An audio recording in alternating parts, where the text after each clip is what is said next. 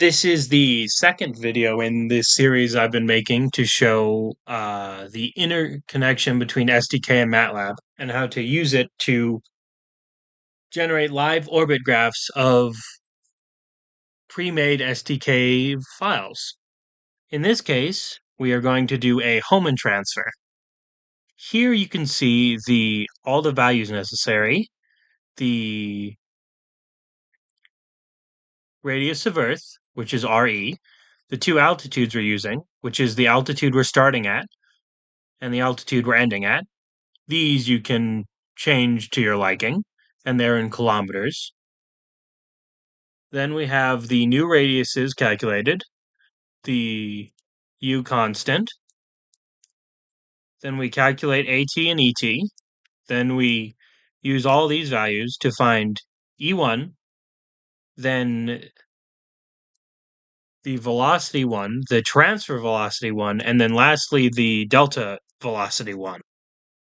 And then we do the same for the second altitude, as you can see here.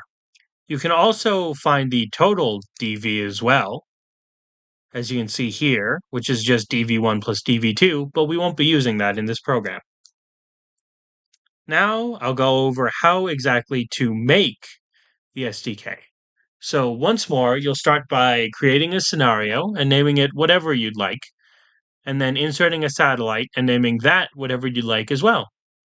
Then you'll come over, right-click the satellite, click on Properties, wait for it to load, come up here, change Propagator to Astrogator, change the coordinate type to Klepperian, and here you can see, for this example, instead of using a normal round orbit, we're using an oval-shaped orbit. So for this one, we have our element type, we're changing it to oscillating, then we're changing the elements to apoapsis altitude and the periapsis altitude. That way you don't have to change any of the values that we have into the already radiuses. So we have our 800 kilometers and our 480 kilometers. And the reason we didn't see this beforehand was because I calculated the semi-major axis, which is our altitude 1, rather than using both and overcomplicating the system. Then we'll change our inclination, our right ascension of ascending node, and our argument of periapsis, as well as the true anomaly, all to 0 degrees. Then we'll come to propagate here, and we'll change it so it, instead of being stop time, where it'll stop after a certain amount of time, as in user select, we've changed it to periapsis. To do this, we clicked on New, we chose periapsis, we hit OK, and then we selected On here. And now it'll stop at the point closest to origin, or 480 kilometers above the Earth's surface. Then I came over here and inserted a segment after, which is this maneuver, which will be our first delta V, our dV1 that we found, which in this case is 1,809 meters per second, and it's along the velocity vector, which is the normal, basic attitude control that will already be set here. You can also set it to kilometers per second. If you come over here and click on this, click on kilometer, and then click on second, and it'll auto-adjust. And the reason it's yellow here is because I came over here and right-clicked, I clicked on properties, and then I changed the color. That way you can tell each of the sections apart. Then I add a new propagation, where instead of adding periapsis, I added the apoapsis, so it'll stop at the farthest point from origin. And then I added another maneuver, where we add in the second delta V we found, and then we propagate it once more until the apoapsis again. And then I come over here and hit the run the entire mission control sequence. Now the reason they're colored is just so that I and you can also see how much easier it is to do. See here, it does a full orbit around the Earth. Then when it changes to yellow, it does the first impulse and transfers so it'll go in a curve around to the second radius we had from before. Then the second delta V changes it to red and puts in a stable orbit much further out around the Earth. Here, you can also run it if you want to see it, if you want to see the system go long, but it's not strictly necessary. Then from here, I'll show you how to make the next step, which is going back to MATLAB and creating the code necessary so these two will interface.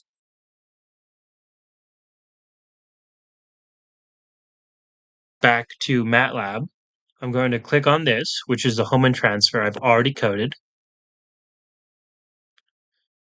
Then just so you can see it, I'll run the system now because it's going to take quite a while to actually function. So I'll let it run in the background. But here you can see it cleared and closed everything else. Then we've coded it so it'll know which name to look for our scenario, and then the name of the satellite. Here you can see the history step seconds and the live pause seconds. These, despite their confusing names, are simply the time step used for the sampling data and the animation speed. Then, as you can see here, it's printed connecting to SDK, and then here you can see under it the connection, where it'll try to connect to SDK 13. If you want it to connect to SDK 12, you can change that to 12, though it might not work. Then, if that works, it'll print UI app visible as 1, and then it'll do this root command, which will give the system access to the full scenario. And then after that, it'll check if there is a scenario. If the name is what we expected, it'll print connected to the scenario, as you can see below here. If it's empty, it'll give you an error that it says, oh, the SDK is closed, you gotta open it up. And it's also got an error just in case you've misnamed it, where it'll still run, but it's best if you fix the name and make sure it's working correctly. Then next, it repeats this process here, but with the satellite name. However, unlike with the SDK, it needs to have the correct satellite name so it can get all the correct data. So you'll have to fix that. And you can see right here it's taking a while, but once it's done, it'll print attached to satellite 3, since that's the one from the SDK. Then here you can see the EPSEC and the scenario time. The EPSEC converts SDK times into purely numerical values rather than being dates and times and such, so that MATLAB can run it much easier without having constant errors. And then it'll create the start and stop times, as you can see here, where it measures how long the scenario goes on for in exact seconds.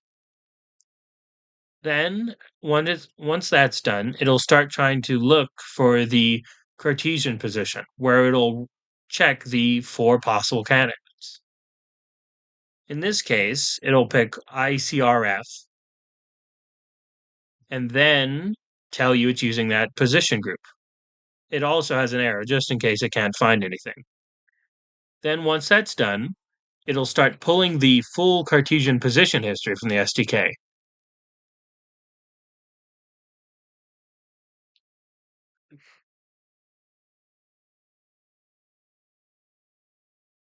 This will then, as you can see below here, this will then return dataset names after it's sorted all the information in time, the X, Y, and Z positions. This will make it actually possible for SDK to begin graphing anything. And you can see it sorts all of the values into sets and then sets them under one data set rather than needing a whole lot. And here you can see however many samples it pulled. Compared to inclination, it'll pull many more due to the length of this program compared to the last one. Now it's starting to plot, as you can see here, where it'll load. You can see it begin to go. The very first plot runs using just the data that the MATLAB has taken from SDK. This works best as a secondary check to make sure your systems are all functioning. The figure 2, the approximate altitude versus time, allows the system to prevent crashing by the LLA provider by simply doing it itself. And then here you can see the live orbit plot using directly the information from STK.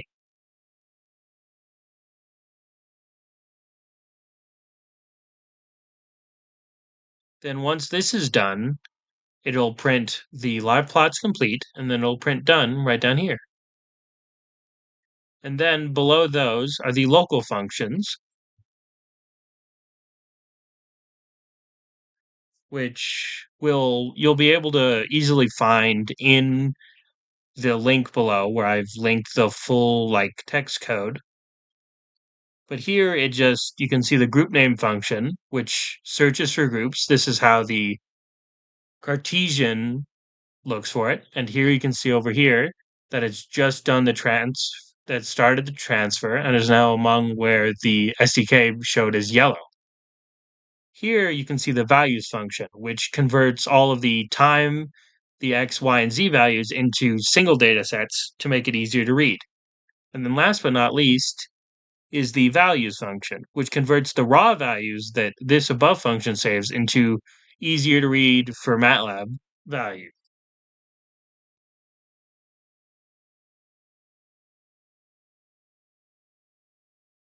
And now I'm just going to let this run so that way you can see the full orbit and get a general idea of what it's supposed to look like on your end. But here you can see it go out on the arm, and then right around now, it'll start curving backwards because it's hit its actual orbit rather than just being along the transfer arm as it reaches as far out as it needs to be.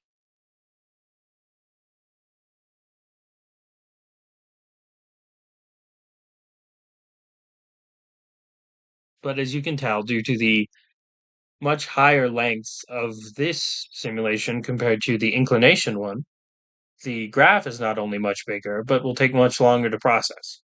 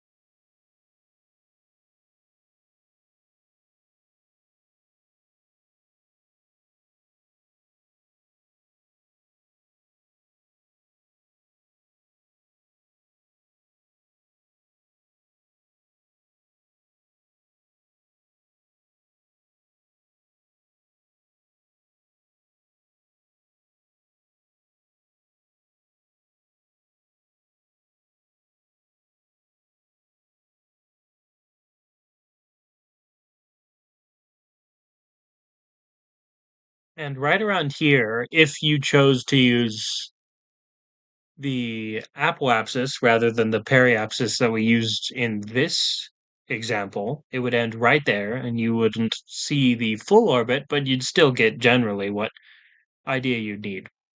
However, in this case, the full orbit was preferred simply for better graphing. Furthermore, it's best if you leave the approximate altitude versus time graph as well as the full orbit from the SDK data alone while doing this, as in there is a small chance that the live orbit plot will overwrite them and force you to rerun the system to see what it would show normally.